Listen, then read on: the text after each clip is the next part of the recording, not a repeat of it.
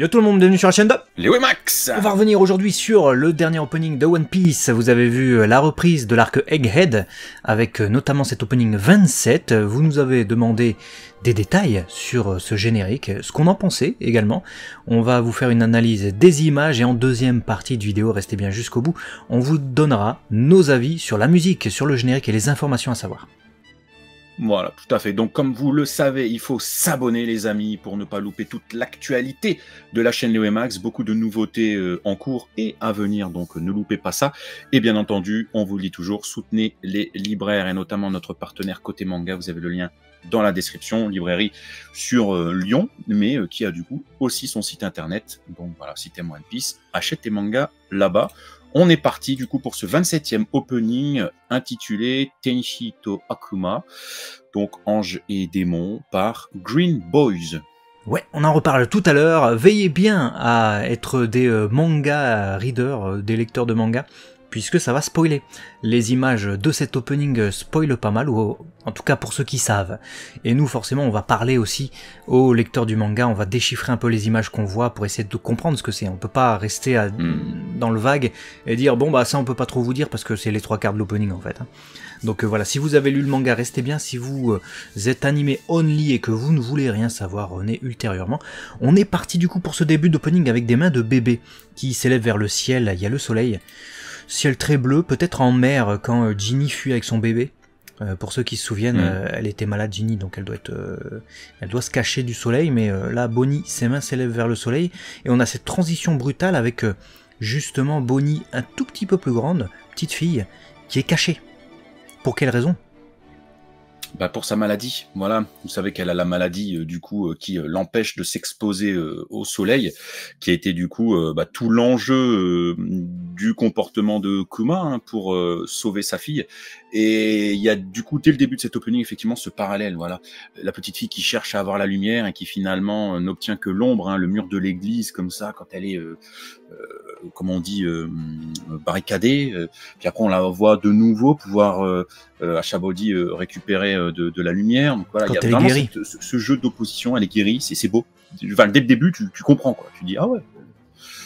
Et jeu d'opposition avec la lumière, avec le soleil, du coup, cette lumière du soleil dont elle devait se cacher, qu'elle peut ensuite voir sortir, et opposition entre le feu et l'eau, puisqu'on a le feu, très certainement celui d'Akainu, qui était venu la chercher quand Barbe Noire l'avait capturée notamment, et puis ensuite elle est dans l'eau. Donc vu qu'elle a des mains d'enfant quand elle est dans l'eau, c'est très certainement la scène où elle va se noyer, et t'as Zoro qui vient couper l'énorme bulle, c'est le début de l'arc Egghead. Ouais, c'est ça, c'est le début de l'arc Egghead. Et puis très rapidement, du coup, on a un plan de Bonnie, et puis dans son œil, qu'est-ce qu'on voit dans son œil? On voit du coup la danse, Kuma qui danse la fameuse danse de Nika, et du coup, la transition est parfaite sur Luffy, qui va annoncer après le logo One Piece, quoi. Mais bon, on sait tous, voilà, Nika dans l'esprit de Bonnie, c'est son papa qui danse et qui dit ouais Nika, etc. Et ben voilà, il est devant lui maintenant, elle le fréquente, donc encore ça. Elle va peut-être découvrir, bon vous le savez si vous avez lu le manga, bien des choses en tout cas. On revoit l'équipage qui intervient seulement au moment de l'affichage du titre, stylisé d'ailleurs un peu aquatique, j'ai envie de dire, certes futuriste mais aussi légèrement aquatique ce titre qui s'affiche, avec derrière les différents satellites de Vegapunk qui passent. Donc on reconnaît Atlas, on reconnaît Lilith, Edison, et on a les différents Mugiwara qui sont sur le bateau et qui n'interviennent que maintenant, alors que souvent les génériques sont articulés autour justement des Mugiwara. Là c'est pas du tout le cas pour cette fois-ci, c'est un générique opening mais également ending articulé autour des deux personnages phares de cet arc, Bonnie et Kuma. Ouais, d'ailleurs tu parles de Bonnie et Kuma, après tout ce passage des Mugiwara, on revient avec quelque chose de très fort. Pour ceux qui ont lu le manga, vous le savez, on a Bonnie qui est devant cette patte géante qui représente forcément Kuma, son papa, qui est cette bulle de souvenirs.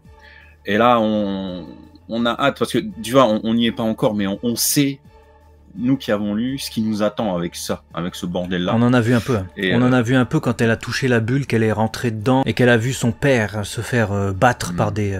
C'était une scène horrible d'ailleurs en animé.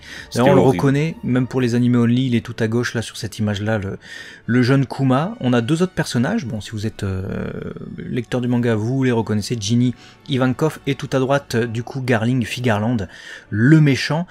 C'est bien fait parce que t'as vu, il y a la bulle de souvenir qui éclate.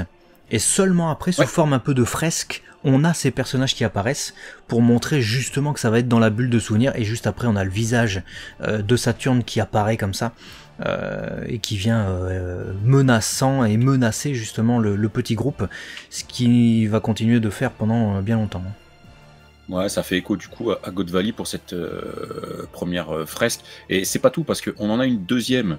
Et cette fois-ci, on a du coup l'armée révolutionnaire avec notamment Ivankov, Kuma, voilà, on a Ginny qui sont là.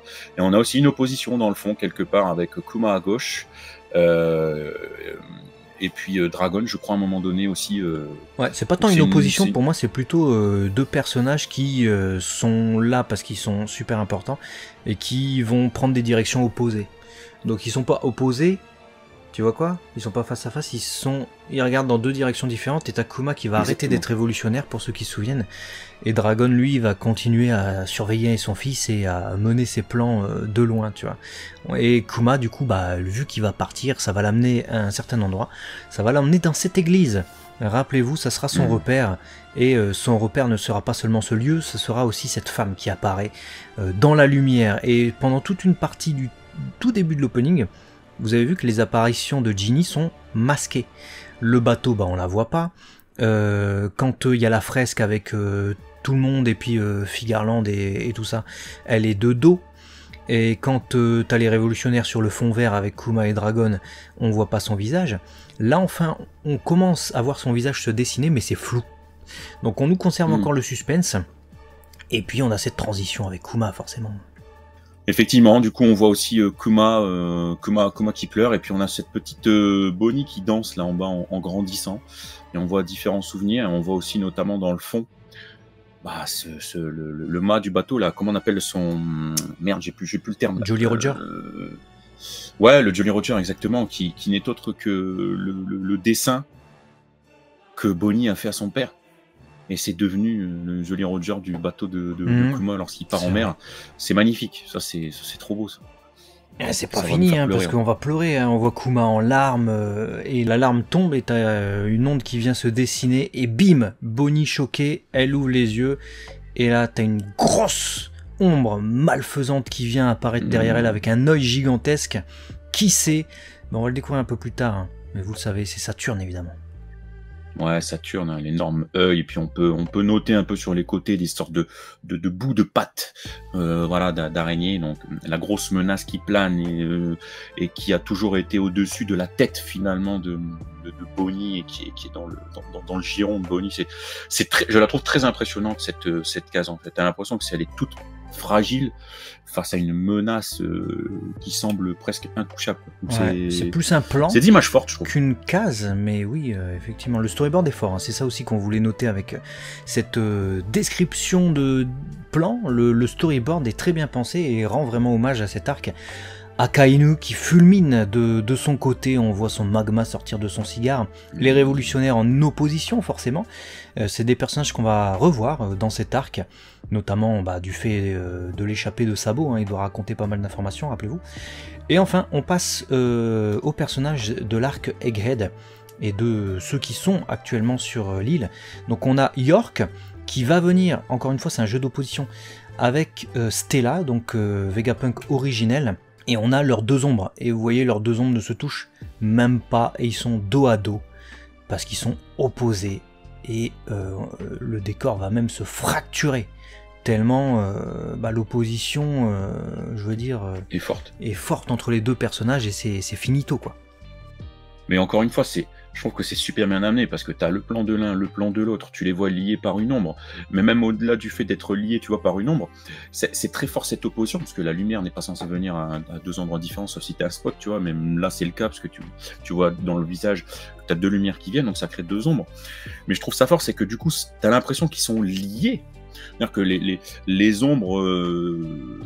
T'as l'impression qu'ils ne font qu'une seule et même personne, parce que généralement une ombre c'est propre à quelqu'un, tu vois. Donc le fait de les lier, je trouve l'image est forte.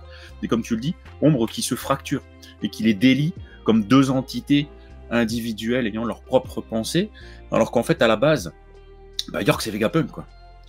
Et c'est tout bête. En deux images, on vient avec un jeu d'ombre, etc. machin, tu comprends le message.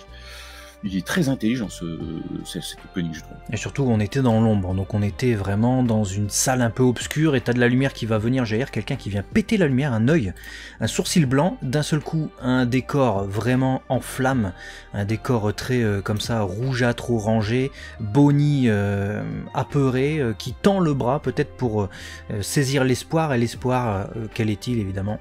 Nika, qui Nika apparaît, Luffy, sous cette forme, devant la lumière, vu que c'est le dieu du soleil, hein, et c'est lui qui incarne la lumière, donc qui incarne du coup l'espoir. Ouais, moi j'y ai vu deux trucs, tu vois, j'ai vraiment vu l'espoir, genre quelque part Nika aide-moi, et en même temps, sans le savoir, elle va un peu le devenir, je trouve, enfin, si vous êtes lecteur du manga, vous le savez, elle va, avec son pouvoir, réussir un petit peu à être plus que celle qui compte sur lui, elle va être celle qui le devient un petit peu et va combattre à ses côtés. Donc en fait, pour moi, hein, en tout cas c'est ma lecture personnelle, je trouve qu'il y a une double signification au fait de tendre la main vers cette personne-là en fait. Cette personne représentera beaucoup plus qu'un simple espoir pour elle. Donc encore une fois, très très beau. Une inspiration. Voilà, une sorte de... Une inspiration et qu'on délivrance. voit d'ailleurs dans la scène suivante, vu que sur l'écran où il y a le titre de l'opening, on la voit danser avec son père. Ils sont en train de se marrer, donc ça c'est le passage dans l'église. Et justement, c'était déjà l'inspiration hein, du père, ça va devenir l'inspiration de la fille. Et ensuite, transition, scène de combat, et là on est dans le classique des openings. On voit Kizaru versus Sentomaru, qui est la scène de l'épisode qui vient d'être diffusé ce week-end. N'oubliez pas sur la chaîne, abonnez-vous, puisqu'on vous fait des reviews des épisodes de One Piece. Et ça, j'ai trouvé la mise en scène très très belle. C'est très joli parce que comment Sentomaru contre l'attaque de Kizaru, on a déjà cette lumière qui vient s'exploser comme un jet de peinture, un splash, et dedans, on voit dessiner dans la hache leur passé. Kizaru, Sentomaru, leur passé ensemble à Egghead. Fou. Ouais, c'est ouf, c'est comme si, tu vois, ils avaient un lien, on le sait, hein, son tonton, quoi. Enfin bref, il y a une relation forte entre les deux, et là, il y a un combat d'idées, un combat de, finalement, chacun campe sur ses positions, sur ce qu'il estime être le plus important pour lui. Kizaru, l'exécutant professionnel, qui est prêt à sacrifier les liens familiaux pour exécuter sa tâche. Sentomaru, lui, il a renié son rang et tu vois quelque part son statut pour ce qu'il estime être important, la famille, les amis, etc. Et donc ce coup de hache, comme tu dis, c'est comme si, alors on le voit, on voit leur passé, mais en même temps c'est comme si il fallait trancher dans les liens familiaux, tu vois, dans ce qui fait la sève du lien entre deux personnes pour mener à bien cet affrontement, quoi. Tu vois, c'est assez violent et poétique en même temps, quoi. Tu dois le couper, ce lien, quoi. C'est comme couper le cordon, comme on dit. C'est exactement très ça. fort. Hein. Et après, on a quelque chose peut-être de moins fort en termes de sentiments, mais quand même qui va être le gros du combat de cet arc contre Kizaru. C'est Luffy Gear 5 du coup qui va s'opposer à Kizaru, qui nous est déjà spoilé du coup dans l'opening, même si on pouvait s'en douter avec l'arrivée de Kizaru à Egghead, le fait que Luffy possède maintenant cette nouvelle forme, bon, on allait forcément les voir combattre, mais ça nous hype parce que cette technique de Kizaru là, en divers jets de lumière, divers clones de lumière et tout, on a envie de la voir en action justement contre Luffy. De fou, ouais, de fou. Ça tisse bien en tout cas, tu vois, c'est court, mais on se dit, oh putain, ça va être incroyable, etc. Donc on a tous envie de voir cette scène qui quelque part nous a fait vibrer, plus ou moins en manga, quand je dis plus ou moins c'est selon les personnes, en animé. Et ensuite on a du coup Bonnie qui va dessiner ce qu'on disait tout à l'heure, ce qui sera le logo de Jolly Roger de Kuma, on la voit bouffer, on la voit avec les yeux qui brillent en regardant son père qui la soulève, etc. C'est des très très beaux moments et quand on sait ce qui va se passer, on l'a dit, on va chialer. Hein. Moi, on n'est pas prêt. Hein. Ouais, d'autant plus quand on va voir la suite de cet opening, mais la transition est bien faite encore une fois, puisqu'on a Kuma qui était avec sa fille, qui a pu finalement l'élever, il a pu profiter de bons moments avec sa fille. La transition, elle est sur Dragon qui regarde une affiche de son fils. Dragon qui n'a rien pu profiter du tout. Il a vécu aucun moment avec son fils de ce qu'on en sait. Il l'a même quasiment jamais vu. Il le voit de loin, il veille sur lui, il le surveille. Et là, ce qu'on a, c'est peut-être un premier souvenir, puisqu'il a le premier avis de recherche, tu sais, celui qui était à 30 toute première prime. Ah ouais, sa toute première prime. C'est comme je dis que il suit les aventures de son fils en fonction de ses aventures et de son succès, quoi, quelque part, quoi. C'est symbolique, quoi. C'est différent, hein. Mais c'est deux relations enfants-parents qui s'opposent. Chacun ayant dû faire des choix, encore une fois. Il y a beaucoup de questions de choix, je trouvais, en fonction des choix que tu fais, t'entraînent d'autres choses dans cet opening. On le disait avec Sentomaru Kizaru, là on l'a aussi avec Kuma, sa fille, Dragon, son fils. Et puis après l'opening, petit à petit, avance, et on est sur cette fameuse lettre que Kuma va écrire à sa fille. Kuma qui sourit en l'écrivant, alors que c'est quelque chose de très dur, puisque c'est le moment où il a choisi de sauver sa fille en se sacrifiant, et on a du coup tous des souvenirs qu'il a en même temps, on voit sa fille sur sa tête, etc. Machin. Donc, je m'étonne qu'il ait tous ces souvenirs en même temps qu'il est en train d'écrire ses mots pour sa fille. C'est là qu'on va chialer. Ça va être quelque chose. Et je pressens que du coup, que cet opening où on voit très peu les Mugiwara, vous l'avez vu, on les voit là à la fin, on les voyait au début, est vraiment centré sur Bonnie et Kuma. Ça se termine même sur un plan de Bonnie sur le bateau, sur la balançoire. Alors théorie, Bonnie dans l'équipage ou pas? Dites-nous dans les commentaires, pour ceux qui savent pas en tout cas. Mais je pressens que ça sera l'opening de la première partie, qui couvrira tout le flashback peut-être, mais que pour la deuxième partie, avec notamment l'arrivée des géants et tout ça, on aura un autre opening. Ouais, c'est très possible. En tout cas, tu vois, sur cette fin d'opening, il y a une image que j'aime beaucoup y voir. Je sais pas si c'est mon imagination ou pas, mais tu vois cette Bonnie qui est sur la tête de Kuma, qui en parallèle de voir un souvenir, tu vois, elle remet sa main sur la lumière, vers le soleil, qui fait écho justement à ce début d'opening où on souligne la maladie. Tu vois, une petite fille qui veut aller vers le soleil et qui finalement va devoir être barricadée du fait de sa maladie.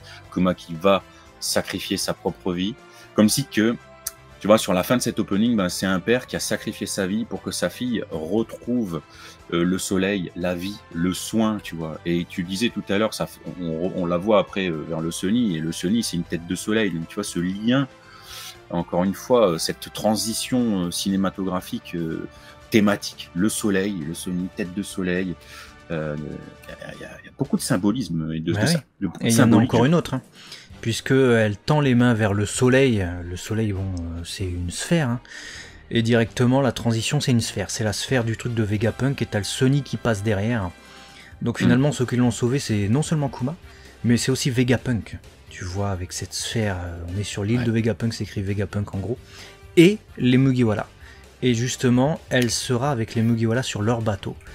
Elle a trouvé la tranquillité, elle est enfin apaisée là, avec les Mugiwara. Donc il y a vraiment tout un jeu de symbolique de Maboule dans cet opening. Il est un multi... et il est même possible qu'on en ait oublié, hein, mais il est vraiment un multi-lecture, en tout cas. Et pour ce qui est de la musique, j'ai trouvé ça sympa. Il y a une petite envolée au moment, évidemment, du combat contre Kizaru. C'est pas l'opening qui me restera le plus en tête. Cet opening, du coup, Tenshi to Akuma, c'est ça? Donc Ange et Démon, c'était déjà le titre d'ailleurs d'un générique de Dragon Ball Kai ou Super, Dragon Ball Super, je sais plus. Bon, en tout cas c'était un générique de Dragon Ball qui n'est pas resté non plus en mémoire de ouf visiblement, mais sympathique. Moi c'est surtout pour les images, la réalisation, le storyboard que je trouve vraiment ouf, davantage que la chanson qui est cool, qui est très écoutable, hein, vraiment aucun souci. Mais on verra dans les années à venir si ça reste vraiment comme un opening phare ou pas. Ouais, je te rejoins sur ça, tu vois, même si la musique, elle colle parfaitement à la dynamique, tu vois, de l'opening, mais je pense pas que dans 4, 5, 6, 10 ans, tu sois capable de chantonner celui-là avec une force à la We Are, tu vois. Donc oui, c'est surtout les images en fait et le fait d'avoir cette vidéo, on espère en tout cas, où on a décortiqué avec vous une partie, parce que comme tu l'as dit tout à l'heure, on n'a pas la prétention d'avoir tout vu, à mon avis on en a oublié, mais une partie en tout cas des symboles et puis des messages, les entrelignes qu'il fallait y voir, ça va nous laisser un souvenir particulier, et d'autant que ça met en avant un des flashbacks les plus forts, peut-être émotionnellement, de tout One Piece. Je dis l'un parce que je vous laisserai choisir celui que vous préférez. En tout cas, nous deux, je sais qu'il nous a bien marqué de fou. Donc ça va nous marquer, ouais. Je pense que cet opening sera très culte, en tout cas pour nous, en disant tu te rappelles l'opening justement qui mettait en avant le flashback de Kuma et tout, t'es ouf en message. C'est surtout ça effectivement qu'on retiendra de ce 27e opening de One Piece. Et surtout, il est parfait en termes de réa et en termes d'animation. Et ça aussi, c'est important. Dites-nous ce que vous en avez pensé dans les commentaires, vos réactions à cet opening. Partagez la vidéo pour partager ces messages, les petits croustillants qu'il fallait y voir aussi, les multi-lectures qu'il y avait. Et à très vite sur la chaîne de Léo et Max. Des bisous les amis. À la prochaine.